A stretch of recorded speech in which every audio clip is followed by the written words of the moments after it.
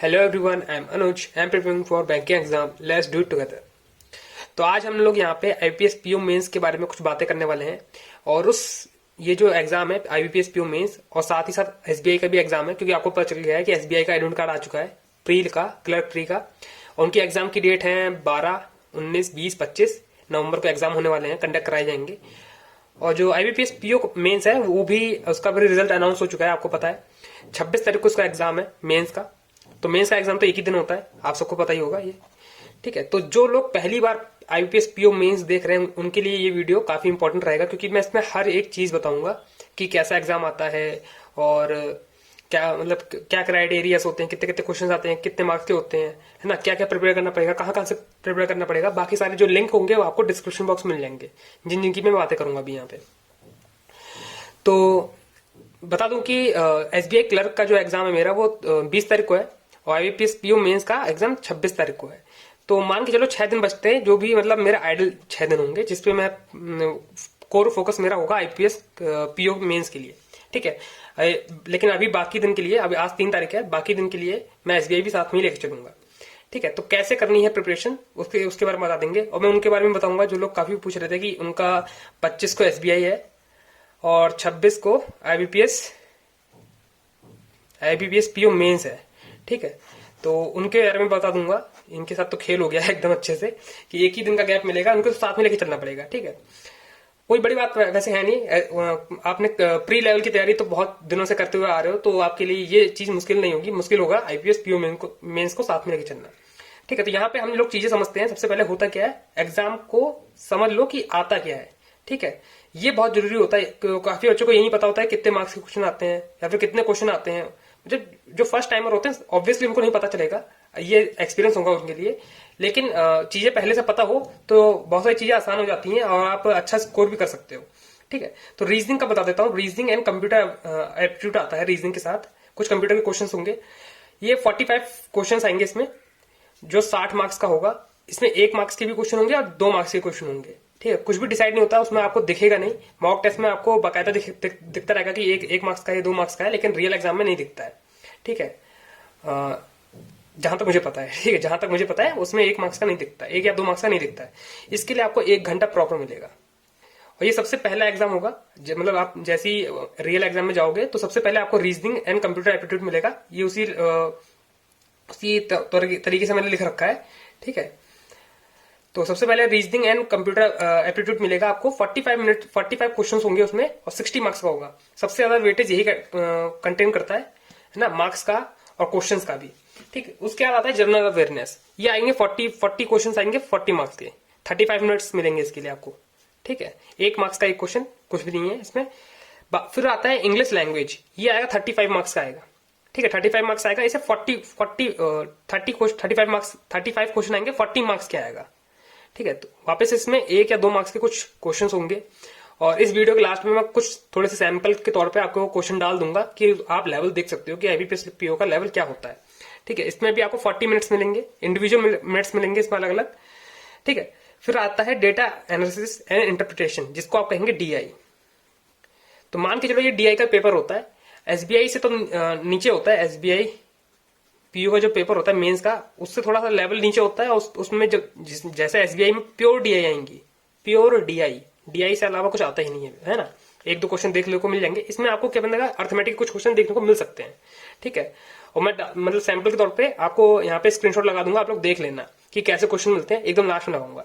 ठीक, ये भी देख सकते हो आप। 35 क्वेश्चन होते हैं, 60 मार्क्स का होता है।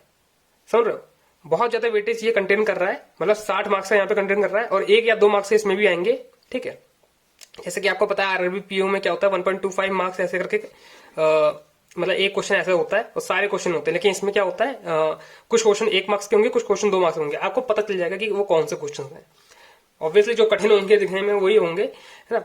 इसमें भी आपको 45 मिनट्स अलग से मिलते हैं। तो आप इस चीज से देख सकते हो कि टोटल तो 155 क्वेश्चन आएंगे, 200 मार्क्स के होंगे, और 180 मिनट मिलेंगे आपको। ठीक है, एकदम रेडी हो गया ना कि 3 से 4 घंटा आपको एग्जाम सेंटर में बिताना है, ऐसा माइंड सेटअप करके जाना है। ठीक है, अब जो मेरा कोर फोकस होता है वो क्या होता है, रीजनिंग और डीआई पे। तो रीजनिंग और डीआई को अगर मिला ले तो 120 मार्क्स का यहाँ पे कवर हो रहा है, 120 मार्क्स का। तो 120 मार्क्स में अगर आप 50% मार्क्स ले आते हो, 50% में बहुत बड़ी बात बोल रहा हूँ, ठीक है, जो मतलब फर्स्ट टाइम देंगे या फिर जिन्होंने दे रखा है, लेकिन 50 मार्क्स भी बहुत होता है, 60 मार्क्स बहुत होगा, ठीक है, 60 मार्क्स भी बहुत होगा, ठीक है। इसका मतलब लेवल को आप नीचे मत रखने का, है ना। तो 50% भी ले आते हो तो बहुत अच्छी बात होती है। मैं यहाँ से यही कवर करूंगा कि 50% जो मार्क्स होगा मैं यहाँ से कवर कर ले जाऊँ। उसके बाद जनरल अवेयरनेस और इंग्लिश में, इसमें अगर 20 मार्क्स के आसपास आ जाते हैं मेरे, और इसमें भी 20 से 25 मार्क्स तक आ जाते हैं, तो काफी ठीक रहेगा मेरा स्कोर, ठीक है। मैं ये ट्राई करूंगा कि ऑल ओवर ये 200 मार्क्स में से, क्योंकि अभी अभी मैं मॉक दूंगा, मॉक में से 200 मार्क्स में से मेरे 80 से लेकर 90 के अप्रोक्स मार्क्स आ जाए, ठीक। मैं अपना ये लेके चलूंगा टारगेट, ठीक। अब उसके बाद क्या होता है, ये तो हो गया मॉक में। मॉक में ये सब आपको मिलेगा, ये सारा पैटर्न जो होता है आपकी प्रैक्टिस अच्छे से मॉक से हो जाएगी। 10 से 15 मॉक्स होंगे आपके पास, अच्छे से लगाओ उनको, अच्छे से यूटिलाइज करो और एनालिसिस अच्छे से करो, ठीक है। सॉल्यूशन देखो कि वो लोग कैसे कर रहे हैं, आप लोग कैसे कर रहे हो, कहां पे ज्यादा टाइम लग रहा है, कहां पे कम टाइम लग रहा है, ठीक है। अब जो मेन आता है वो आता है, इस चीज के बारे में कोई बताता नहीं है, और ऑब्वियसली मॉक टेस्ट में भी ये नहीं होता है, तो कहां से बात होगी इसके बारे में। लेकिन ये चीज आपको पता होनी चाहिए कि लेटर एंड एस्से राइटिंग भी होता है, डिस्क्रिप्टिव, जिसे कहेंगे डिस्क्रिप्टिव टेस्ट। ये पीओ में होता है, सिर्फ क्लर्क में नहीं होता है, पीओ में होता है। जो लोग बैंकिंग की तैयारी कर रहे हैं उनको पता होता है कि ये पीओ के लेवल में, पीओ के मेंस एग्जामिनेशन में आता है। अब क्या होगा, 180 मिनट जब आपके खत्म हो जाएंगे, ठीक है, उसके बाद 1 सेकंड का भी ब्रेक नहीं मिलेगा, डायरेक्ट वाला क्वेश्चन आ जाएगा, ठीक। ये बात आप समझ लेना कि आपको, अगर आप सोच रहे हो ब्रेक मिलेगा, कुछ नहीं। 180 प्लस 30 मिनट का ये होता है, एग्जाम होता है, ठीक है। टाइपिंग टेस्ट होगा, वहां पे कीबोर्ड रखा होगा बाकायदा, वहां से आपको टाइपिंग टेस्ट अच्छे से करना होगा। 25 मार्क्स का होता है, 2 क्वेश्चन आएंगे, ठीक है।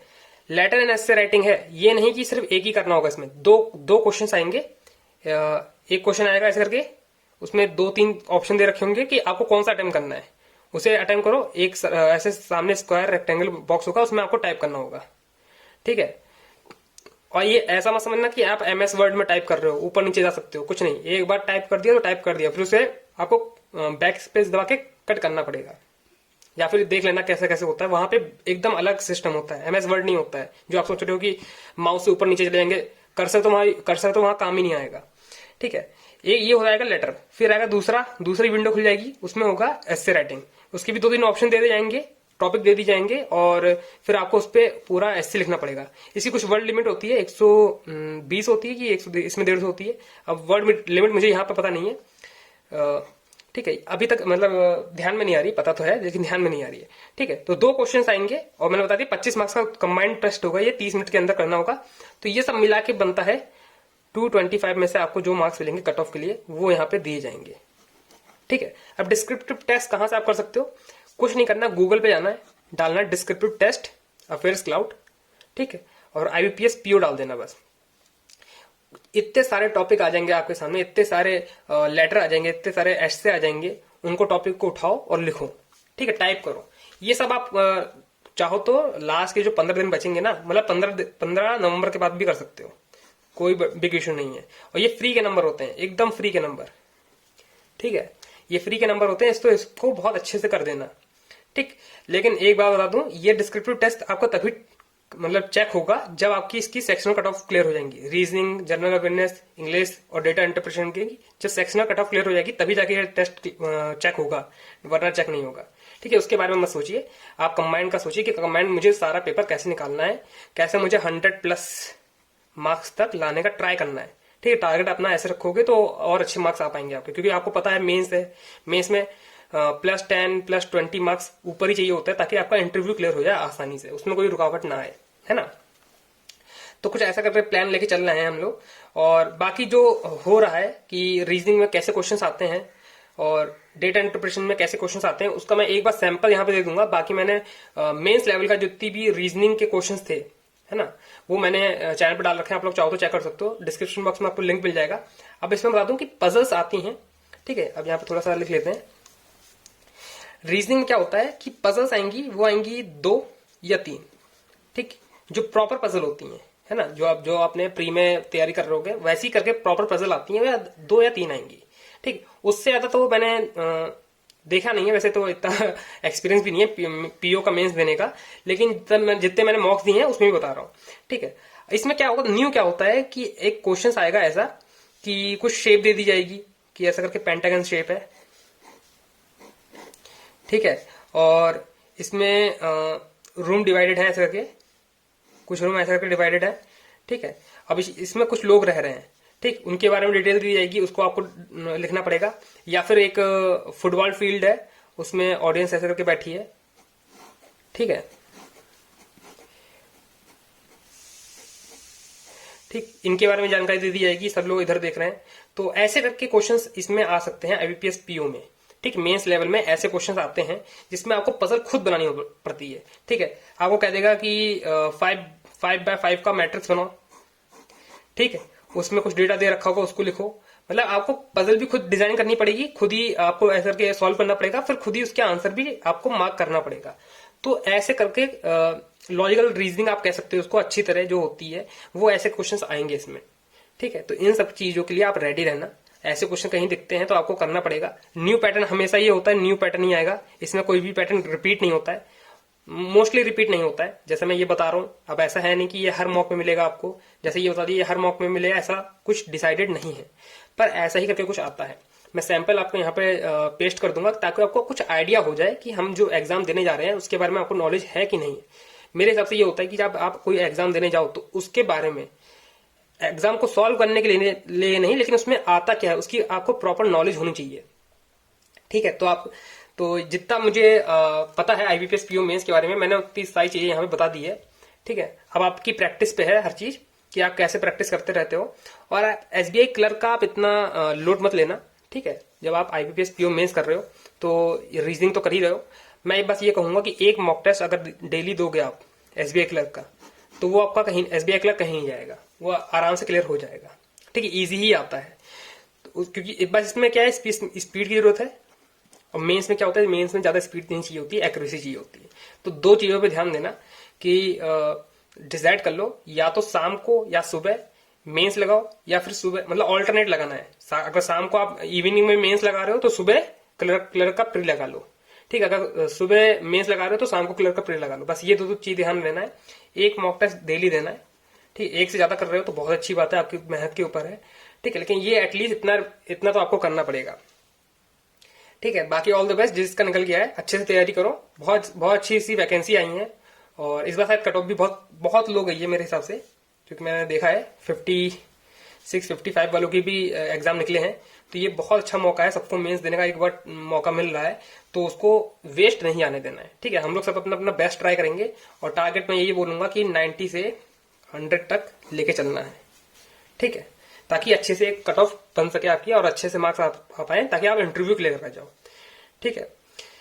तो ऐसी और भी वीडियो लाता रहूंगा, आप लोग देखते रहना। और मेंस की बहुत सारी वीडियो पड़ी हैं ऑलरेडी चैनल पे, तो आप लोग देख सकते हो। रीजनिंग के लिए ऑफकोर्स पड़ी है, ठीक है। डीआई के लिए मैं इतनी बना नहीं पाता हूँ, क्योंकि डीआई मुझे खुद इतनी अच्छी तरह नहीं आती है, या फिर आती है तो मैं आपको एक्सप्लेन नहीं कर पाऊंगा, ठीक है। थोड़ा सा अब आप चीजों को समझा करो। मैं रीजनिंग अच्छे से एक्सप्लेन कर लेता हूँ, क्योंकि वो मेरा एक तो सब्जेक्ट है फेवरेट, और उसमें मैंने हर चीज कर रखी है, मेंस लेवल तक कर रखी है, तो मुझे हर चीज पता है, इसलिए मुझे अच्छे से एक्सप्लेन कर लेता हूँ। डीआई में इतना अच्छा नहीं हूँ, ठीक है। बाकी मैं कोशिश करता रहूंगा, एक दो डीआई अगर अच्छी लगेंगी वो मैं आपको बता दूंगा। बाकी जो सैंपल होंगे इस पूरे आईपीएस पीओ के क्वेश्चंस कैसे आते हैं, वो यहाँ पे आपको स्क्रीन पे दिख जाएंगे। और एसबीआई क्लर्क के लिए आपको जानना है कि कैसे प्रिपरेशन करनी है, तो इससे पहले वाली वीडियो देख लेना आप, वो मैंने एसबीआई क्लर्क प्री के लिए ही बनाई है, ठीक है, कि कैसे कैसे टारगेट रखना है और कैसे कैसे अटेम्प्ट करना है।